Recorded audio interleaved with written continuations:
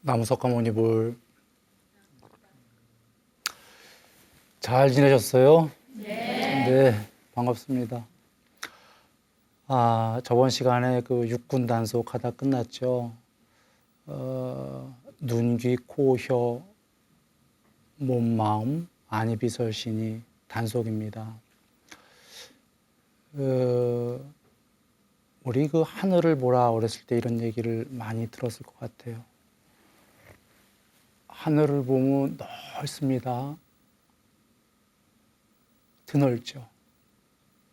그 드넓은 걸 눈으로 보다 보면 마음이 넓어집니다. 그래, 히말라야로도 가는 사람들도 있죠. 거기에 하얀 설원이 끝없이 펼쳐져 있고, 나아가 거기엔 집도 없고 뭐 이렇게 여러 가지 사물들이 없습니다. 그냥 하얗게 펼쳐져 있으면 사람의 눈이 끝없이 보게 돼요. 이게 무슨 말씀이냐면 거기에 중간중간에 집도 있고 뭐도 있고 뭐도 있으면 그거 보거든요. 근데 아무것도 없으면 끝없이 보죠. 그때 마음은 똑같이 넓어집니다. 이유는 그걸 누가 보냐? 마음이 본다. 눈이 보는 거지만 눈은 마음이 보라고 그래 보는 거죠. 그때 마음이 가없이 보면 가없이 넓어지는 겁니다. 즉 마음이 넓은 사람은 사실 가없이 봅니다. 눈을 유리창으로 써요. 마음이 작으면 재그만 거 봅니다. 조그만 거. 그런데 마음이 조그마면 조그만 거 집착하지만 거꾸로도 되는 게 마음이 좁을 망정 넓게 보면 마음이 넓어집니다. 그래 우리 휴가 때 보면은 왜 바다 가서 넓은 거 보면 마음이 평화롭지요. 산에 가서 넓게 봅니다. 그래서 왠지도 모르게 좋아요. 그죠? 그거 넓게 봐서 그렇습니다. 비유컨대 그 마음이 넓은 사람이 높고 넓게 멀리 보겠지만 또 높이 나는 새가 멀리 본단가요? 멀리 보고 넓게 보게 되면 마음도 그와 같이 된다. 그래 부처님께서 육군 단속은 세세상도 보지 말고 전체상도 보지 마라 그러셨어요. 세세상이라는 건 부분상인데 작은 것들 얘기하는 거예요. 작은 세세하게. 세세한 걸 보게 되면 집착을 하게 됩니다. 전체상도 보지 마라는 건 사실은 세세한 거에서 전체로 봐라 그러셨어요. 그런데 전체도 안 봐야 점점 더 전체 보기로 들어가거든요. 전체라는 게 우리가 산만큼이 전체였다면 그것보다 더 넓게 볼 수도 있잖아요. 점점 하늘만큼. 그래서 전체도 보지 마라. 이것이 육군 단속입니다. 이유는 눈으로 혹은 아까 안이비설신이로 세세한 상을 붙잡게 되면은 아름다운 표상이 있고 싫어하는 표상이 있다 그러셨어요. 그 중간도 있는 거죠. 그러니까 이 표상이라는 거는 인상인데 사람으로 볼 때에 눈, 코, 입 따로따로 보면 우리가 세세하게 본다 이러지요. 그 사람 전체를 보게 되면 인상을 본다. 이게 표상이란 단어랑 똑같은 거예요. 전체를 본다. 그 사람 세세한 걸 보는 거와 전체를 보는 거와 어떤 게 생각이 더 많지요? 세세상이죠. 그 사람 눈, 코, 입 따로따로 보면요. 눈꼬리가 왜 저래? 코가 왜 저래? 입술이 왜 저래? 하면서 생각이 많이 일어나요. 그런데 그 사람 인상을 그냥 한 번에 탁 보면 별로 안 일어나죠. 조금 일나요, 조금. 그래도 생각은 나요. 저 사람 이런 것 같아 하고서는 점점 전체를 보면 생각이 잘 안 일어나는 겁니다. 그래서 아까 세세상을 보지 말고 전체상을 보지 마라. 세세상을 보면은 아름다운 인상이 있고 싫어하는 인상이 있다. 그러면 아름다운 인상은 어떻게 합니까? 집착하게 돼요. 부처님께서 탐욕의 마음이 물 밀듯이 들어온다. 그 싫어하는 인상을 보게 되면 화가 난다. 즉 쉽게 얘기하면은 아름다운 인상은 탐욕, 집착을 하게 되고 저기의 표상, 저기의 인상, 싫어하는 것들은 화가 나게 된다. 이래 말씀하셨어요. 그래서 육군단속을 그 세세상을 먼저 보지 마라. 작은 거 보면은 아예 집착이 오거나 아예 화가 난다. 점점 크게 봐라. 크게 보다 보면은 거기에는 뭐 내가 싫어하는 것도 있고 좋아하는 것도 있고 하니까 섞어 있으면은 좋고 싫은 거 없어지잖아요. 저번 시간에 얘기했지만 시야의 대상들, 복수, 대상들이 들어올 때 그것들의 주의와 관심을 주지 않으면 마음은 일어나지 않는다. 바로 전체로 대상들이 들어오면 여기 좋아하는 거, 싫어하는 거 섞여 있지만 좋지도 싫지도 그런 마음 일어나지 않는다. 평화롭다. 그래, 점점 전체로 이렇게 나가는 거죠. 육군 단속의 핵심은 지금 얘기 드린 이유 때문입니다. 좋아하게 되면은 탐욕이 굉장히 많아지고 싫어하게 되면 화가 많아지니까 백년안팎 삶에서 다람쥐 쳇바퀴 돌듯이 좋았다 싫었다 좋았다 싫었다 한다는 얘기인 거죠. 행복할 수 없다 이런 말씀이에요. 한번 여기서 이런 걸 짚어보면 돼요. 나는 세상의 모든 걸 다 좋아한다. 나는 싫어하는 거 하나도 없다. 뱀, 쥐, 다 이쁘다. 이런 사람이 있나요? 거기다 이거는 저기의 표상이 꼭 그런 것만이 아니라 나랑 견해가 틀리는 사람, 꼭 내 견해에 반대해, 딴지 걸어.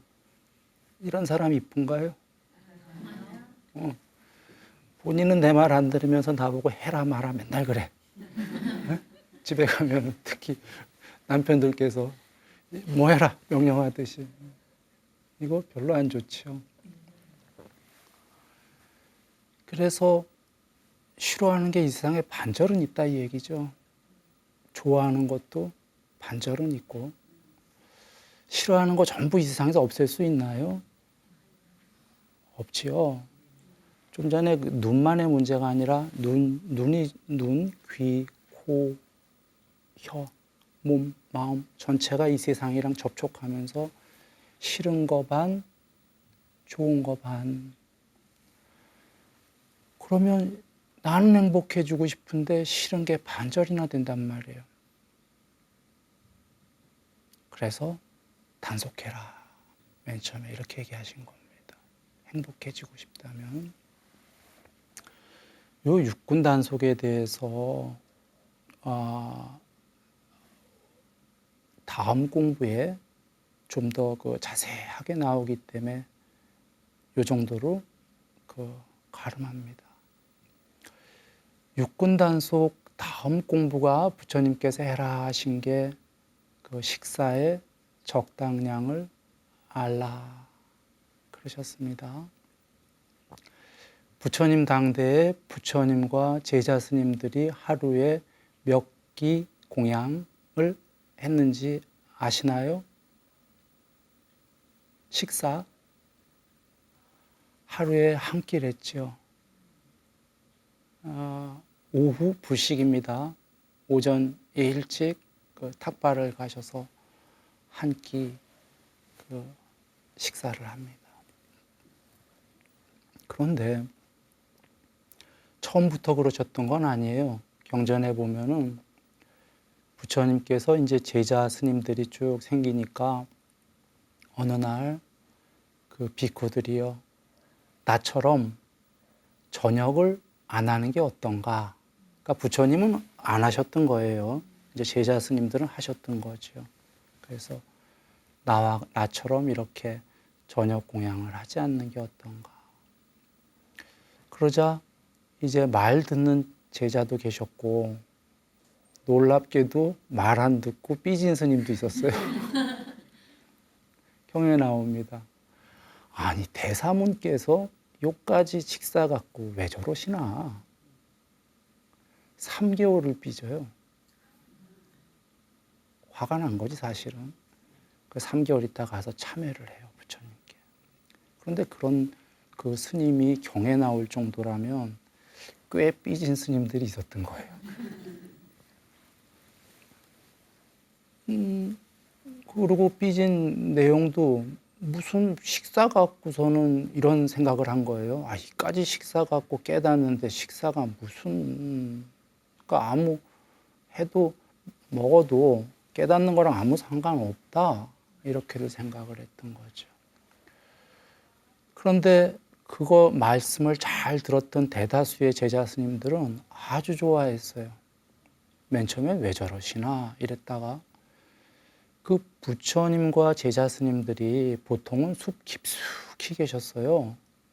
마을로부터 멀리 떨어져서 쉽게 얘기하면 정글, 밀림, 깊숙이 들어가 계신 거지요. 그런데 저녁에 한번 나온다고 생각해 보세요. 그 코브라, 뱀, 독 굉장히 강합니다. 그것뿐이 아니라 저녁에 돌아다니는 온갖 맹수, 그걸 감내하고 저녁 한 끼 먹으러 나오는 거예요. 그러니까 늘 겁내면서 나오는 거예요, 사실은. 그러니까 부처님 전에는 누가 그렇게 저녁 식사하지 마라 이런 말씀이 안 계시니까 당연히 먹는 거로 알고 굶을 수는 없고 그냥 위험해도 나가자. 마을까지 꽤 긴 거리를. 그리고 또 나가다 보면은 그 저녁에 이제 마을 사람들 중에 안악들이 또 목욕하고 이런 데도 지나가고 했던 모양이에요. 일부러는 아니고. 그러니까 여러 가지로 안 좋은 거였던 거예요. 그래서 이제 부처님 말씀하셔서 제자 스님들이 이제 수용을 하기 시작한 게 아까 그 저녁 식사를 이제 안 하시기 시작했습니다. 그렇게 또 어느 정도 지나서 세월이 얼마나 지났는지 경에 안 계셔요. 그러니까 대충 그냥 추론을 하셔야 돼요. 또 어느 정도 지난 다음에 이제 말씀을 하시는 거예요. 나처럼 점심을 안 하는 게 어떤가. 여기서 할 수 있는 게 세 끼를 다 하셨다는 거죠. 그 전에 부처님은 안 하셨어요. 그 제자 스님들이. 그러자 거기에 또 이제 삐진 스님들이 나오는 거죠. 2끼까지는 수용을 하겠다. 근데 한 끼는 좀 너무하지 않냐. 그리고 점심이면은 위험하지도 않은데, 마을 나가는데, 먹으러 우물가에 누가 있는 것도 아니고. 그래서 점심은 이유를 모르겠다 하면서도 또 삐진 스님도 계셨겠지만 대다수의 스님은 또 수용을 해서 이렇게 하셨습니다. 그래서 이제 그 한 끼, 오전 일찍 한 끼 닭발 음식만 이제 수용을 하셨던 거죠.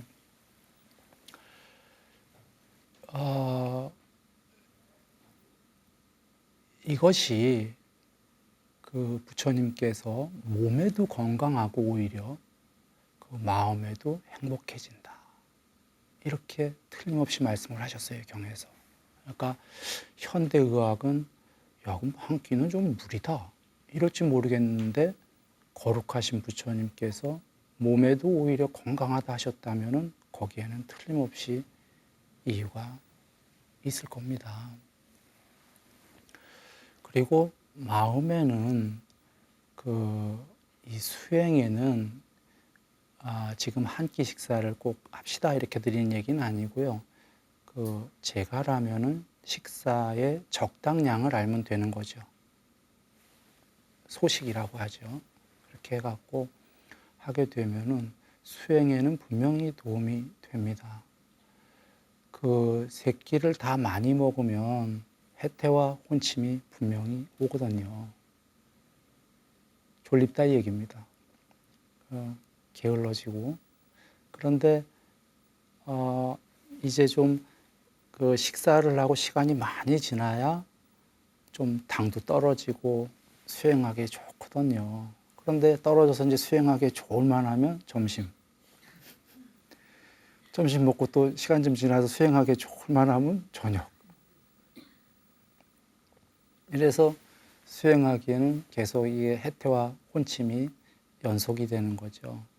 그래서 꼭 수행이 아니더라도 맑은 정신을 유지하려면 몇 끼의 적당량을 하게 되는 거죠.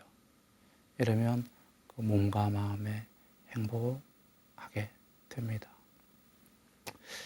이 식사에 관련해서 말씀을 하나 드리면 7집만 도는 탁발을 이런 것이 나중에 제정이 됐어요. 그러니까 처음에 오전에 일찍 걸식하러 갔을 때에는, 그러니까 정확하게는 걸식이란 겁니다. 탁발이 동양이죠. 비쿠라는 뜻의 직역이, 스님이라는 비쿠의 직역이 걸식자라는 뜻이에요. 그러니까 쉽게 얘기하면 거지다 이런 얘기입니다. 그러니까 대비구, 큰 해탈한 비쿠 스님들은 왕거지예요. 직역입니다. 그래서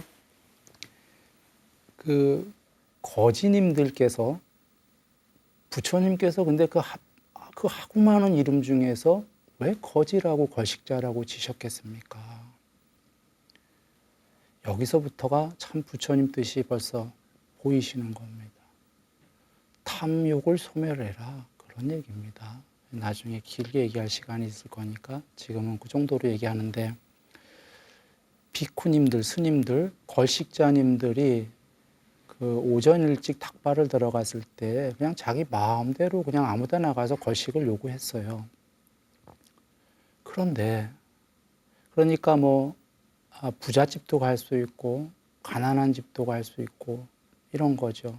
그러면 흔히 우리가 보통 부잣집 가겠구나, 맛있는 거 먹어야 되니까 말이에요, 그렇게 생각할 수도 있는데, 그런 스님들도 계셨어요. 근데 대다수가 그렇지 않았던 모양이에요. 오히려 가난한 집 간 스님들이 더 많았던 모양이죠. 경전의 실제로 예로 나오는 분이 가섭존자님이십니다. 이분이 부처님 돌아가시고 정법안장을 이어받으신 승단을 이제 이끄신 바로 가섭존자님이십니다. 이분께서는 가난한 집만 다니셨어요. 가난한 집이 정말 가난한 집. 그래서 음식을 나눌 수 없는 집.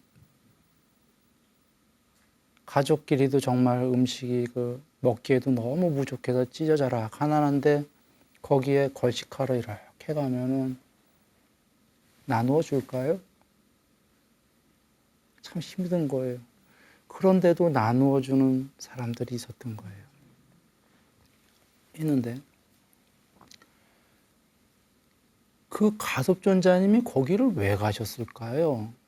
일반적으로 한번 여겨보세요. 가난해. 그거 가서 뺏어 먹고 싶어요?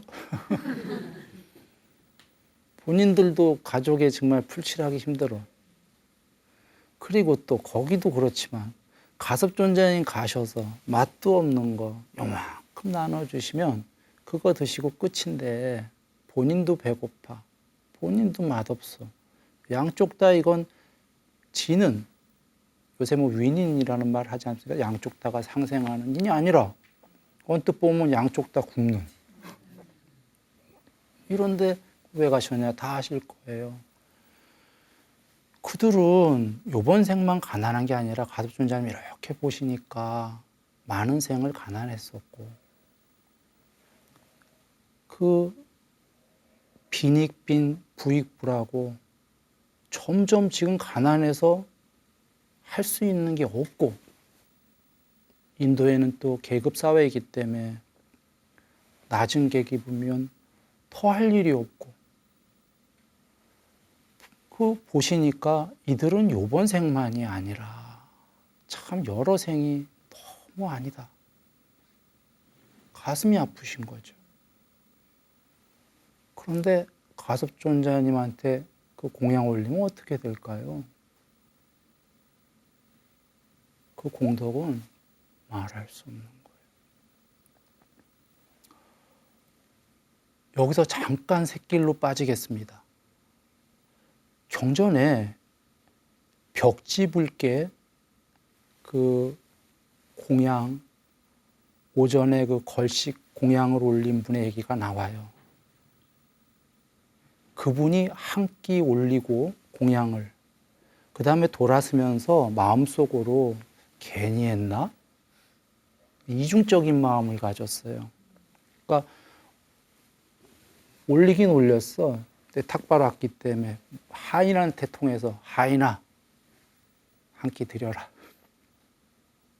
그리고 탁 돌아서자마자 괜히 했나? 이래서 그분이 그 다음 생에 뭘로 나왔냐면 재벌. 그냥 재벌도 아니고 초재벌로 나온 게 경전에 계셔요.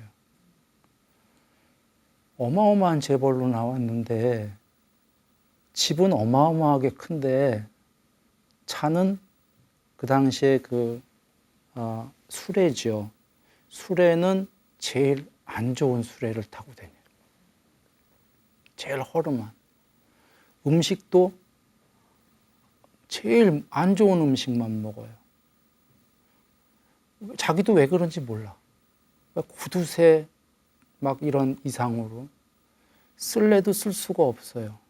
그리고 죽을 때 자기 재산, 자기 자식한테 못 물려주고 다 뺏겨. 그게 뭐냐면 그 업을 그대로 받은 거예요. 그 벽지불은 혼자 깨달으신 분입니다. 독각불에게 한 끼 올린 거로 재벌로 나왔고 돌아서면서 마음속으로 에이 괜히 했나? 이것 때문에 그걸 못 썼어요. 갖고도 못 써. 그림의 떡. 가슴 아픈 건 자식들에게 못 물려주고 다 뺏겼다라는 거. 그래서 그런데 지금 가섭존자님은요. 양면해탈을 하신 분이에요. 그러니까 해탈 중에서도 깨달음 중에서도 굉장히 높은 해탈을 하신 분이에요. 나중에 나올 겁니다. 양쪽으로 다 해탈했다. 마음의 해탈, 반야의 해탈. 그러니까 이분께 한 끼 공양을 올리게 되면 이건 초재벌보다 더 큰 거예요. 그래 가섭존자님이 그래 가신 거예요. 가난한 집만. 그런데 가섭존자님만이 아니셨던 모양이에요. 이렇게 가난한 집을 다니는 스님들이 계셨던 거라. 그래서 생긴 게 그 차제거리라고 가난하던 부자던 한 번 시작한 집에서 연이어서 7집 안에 그 탁발을 끝내는 거로.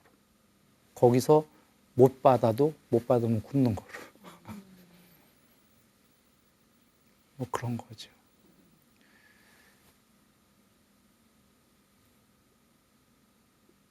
요게 이제 나중에 바뀐 겁니다. 그러니까 언뜻 생각하면 야, 이 스님들이 부잣집만 가니까 이런 제도를 만들었구나. 이게 아니라 가난한 집만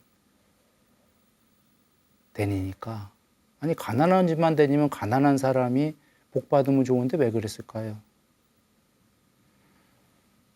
가난한 사람, 부자 사람 할 거 없이 공평하게 공덕이 가야 된다는 겁니다. 또 가난한 사람에게만 그 가섭존자님의 마음을 우리가 참 정말 그 연민 자비심을 가슴 저리게 알지만 또 그렇게만 가서는 안 된다는 거죠. 그래서 공평하게 그 차제거리를 해야 된다. 일곱째, 이렇게까지 해서 오늘 식사의 적당량을 안다 했고요. 요 다음 공부가 깨어있음의 전념입니다. 이제 점점 공부가 좀 높아지고 있는 겁니다. 그러니까 초등학교부터 지금 대학교까지 가고 있는 거예요. 깨어있음의 전념은 경행과 좌선. 경행이라는 건 그냥 쉽게 얘기해서 말 그대로 걷는 겁니다. 좌선은 앉는 거죠. 아직 본격적 수행은 아니에요, 이것이. 그런데 걷는 거와 좌선을 번갈아 해라. 계속 걷고 앉고 하면은 어떻게 되죠? 다른 일 못하죠. 다른 일 못해요. 하고 싶은 영화도 못 보러 가고, 게임도 못 하러 가고, 뭐 이것저것 하고 싶은 것을 할 수가 없죠. 즉, 일반 생활로부터 수행 쪽으로 틀어쓰는 겁니다. 놀이가 뭐냐면은 경행이에요. 걷는 거. 왜냐하면 좌선은 맨 처음에 수행 상태가 깊지 않으니까 황홀경도 없을 거잖아요. 그냥 앉아서 아이고 지겨워, 아이고 졸려. 처음엔 이러지 않겠습니까? 졸리니까 그때 뭐 하라고 그러신 거냐, 부처님께서. 일어나서 경행해라 이 말씀이에요. 걸어라. 그러면 잠도 깨고 많이 걸으면 걸을수록 앉아서 공부하기가 좋다 그러셨어요. 그래서 경행과 좌선을 많이 해라. 전에 어떤 이는 지리산 어디를 하루에 막 한 4시간, 듣기로 5시간 이렇게 넘게도 막 산속을 계속 걸어 다녔죠. 그러면서 그게 너무 좋았다는 거죠. 걷는 맛을 들린 분들은 이렇게 되거든요.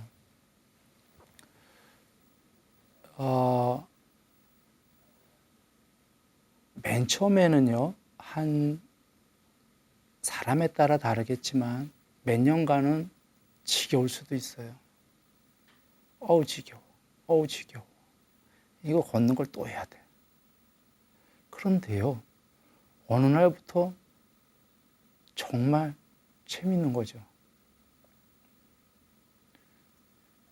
즐겁고 행복하죠.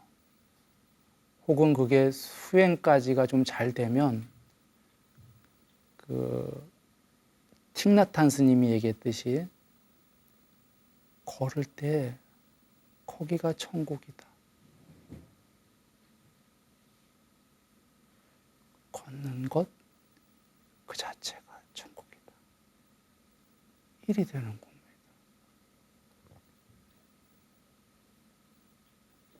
언제 그렇게 되나요? 걸을 때 머리에, 마음에 아무 생각이 없으면 그렇게 됩니다.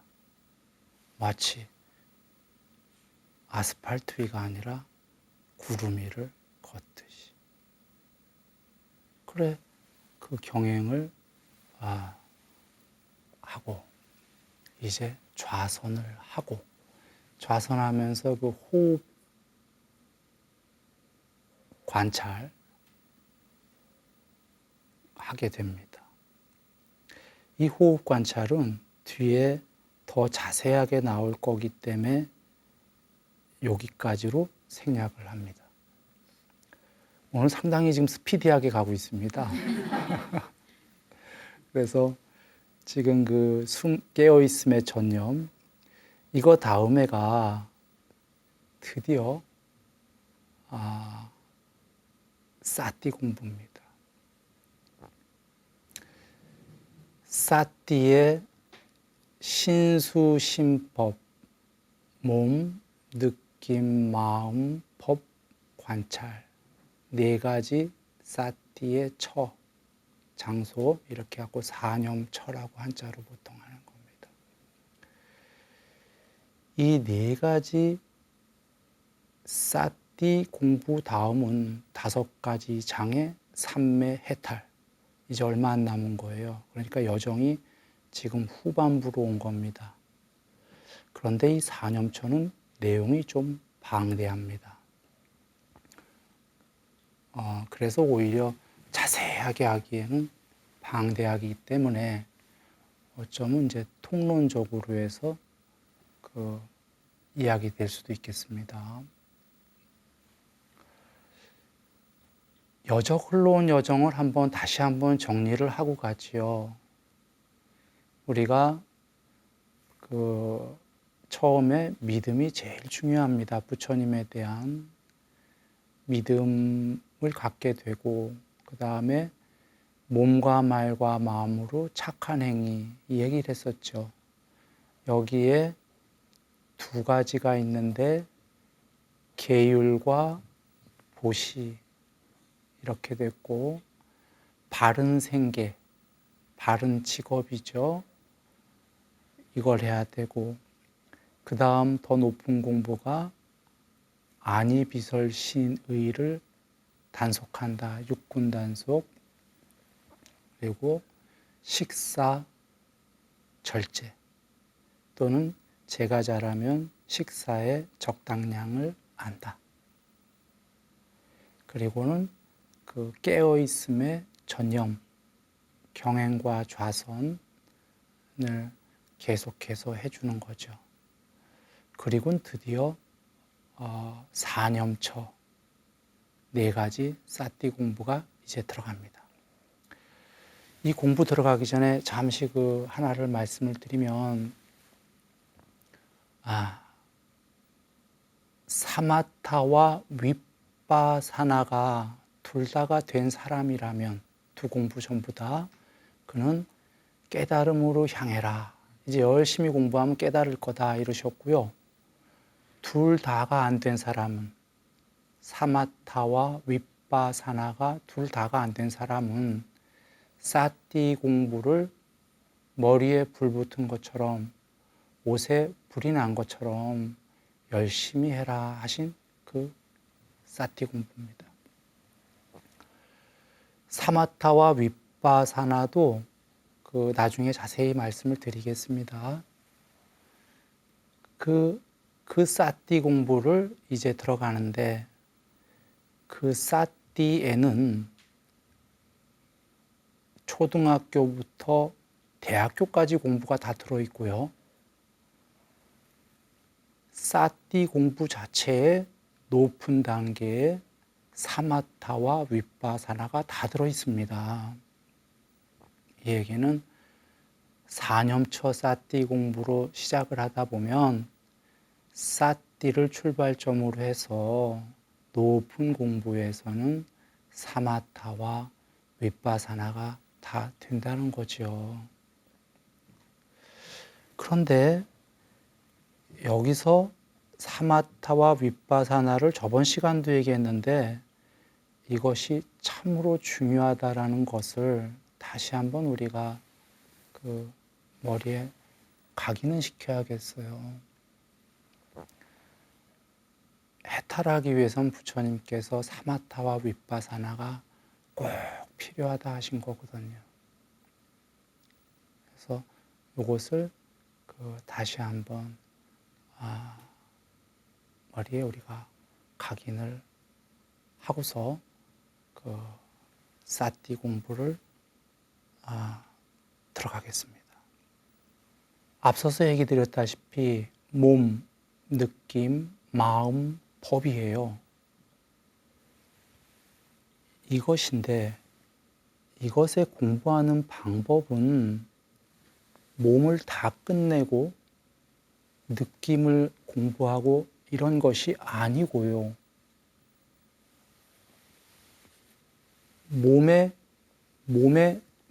몸 관찰에 초등학교부터 대학교까지 나오거든요. 느낌 관찰도 초등학교부터 대학교 과정, 마음 관찰도 이하 동문, 법도 이하 동문인데요. 이것을 횡으로 해주는 겁니다. 즉, 몸 관찰의 초등학교를 해주고, 느낌의 초등학교 부분을 해주고, 마음의 초등학교, 법의 초등학교, 이렇게 해준다 이거죠. 비유컨대 국어를 초등학교부터 대학교 과정까지 다 끝내고 수학을 초등학교 걸 공부하는 사람이 있나요? 아닐 거예요. 초등학교 때는 국영수를 다 초등학교 분량을 할 거예요. 중학교 가서는 중학교 국영수를 하겠죠. 그런 것 같은 겁니다. 국어만 초등학교부터 대학교까지 다 공부해놓고 몸 관찰 다 해놓고 이제 수학해야지 하고 수학 초등학교부터 대학교까지 하고 수학 다 대학교까지 끝내놓고 이제 영어 해야지 초등학교 때부터. 이건 아니다라는 거죠. 잠깐 옆길로 또 셉니다. 개정회가 저번 시간에 얘기 드렸지만 이와 같습니다. 계율 삼매 반야가 계율 다 끝내놓고 이제 삼매 초등학교 해야지 이게 아닌 거예요. 계율을 어느 정도 하고 삼매를 어느 정도 하고 반야가 어느 정도 드러나면 다시 계율이 아까보다 더 잘 되고 더 잘 되니까 삼매도 아까보다 좀 더 잘 되고 삼매가 좀 더 잘 되니까 반야가 좀 더 드러나고 그래서 개정회라는 계율 삼매 반야는 세 가지가 같이 업되는 거거든요. 그와 같이 신수신법을 횡으로 이제 공부하게 됩니다. 이 이제 공부를 들어가기 전에 부처님께서 신수신법 모두에 걸쳐서 미리 주시는 말씀이 있습니다. 세상에 대해서 그 욕심과 싫어하는 마음을 모두 버리고 그 고요한 숲에 가서 몸을 고추 세우고 쭉 피는 겁니다. 얼굴 주위에 그 쌀띠를 확립하고 그렇게 앉아서 이제 이 공부를 닦는 겁니다. 좋아하는 마음과 싫어하는 마음을 모두 버리고 이 말씀은 먼저는 좋아하는 거를 버리게 됩니다. 염오죠. 이 세상에 좋아하는 걸 먼저 버리게 되고 그 다음에 이 세상에 대해서 싫어하는 마음도 맞아 버리고 그 둘 다를 초월해야 되는 거죠. 그러한 마음 상태에서 이제 그 조용한 숲에 가서 가부좌를 틀고 앉아서 그 몸을 고추 세우고 얼굴 주위에 쌀띠를 확립하고서는 공부를 시작하게 됩니다. 이제 요 얘기는 사실 조금 긴 얘기입니다. 긴 얘기인데 오늘은 이제 어느덧 시간이 다 된 것 같으니까요. 요 말씀은 다음 시간에 이제 자세히 나누도록 하겠습니다. 오늘 같이 하시는 모든 분들, 석가모니 부처님 카피 아래 오늘 밤 행복하시고 또 뵐 그때까지 늘 행복하기 바랍니다. 행복하십시오.